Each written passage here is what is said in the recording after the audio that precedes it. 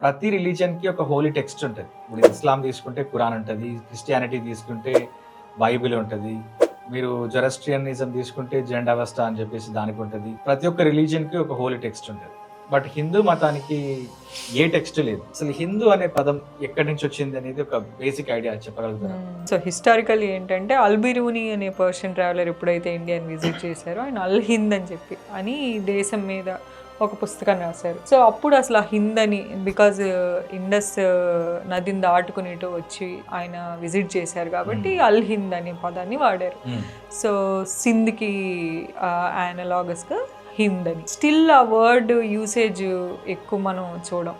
అది పొలిటికల్ పార్లాన్స్లోకి ఎప్పుడు ఎంటర్ అయింది అంటే రాజా రామ్మోహన్ రాయ్ ఆయన హిందూయిజంని మనం ఎలా రిఫార్మ్ చేయాలి అని చెప్పి రాజా రామ్మోహన్ రాయ్ ఆ వేదిక్ టెక్స్ట్స్ని సనాతన ధర్మాన్ని మొత్తాన్ని సైడ్ చేస్తూ దాన్ని హిందూయిజం అనటంతో అది ఒక పాపులర్ పార్లాన్స్లోకి వచ్చింది.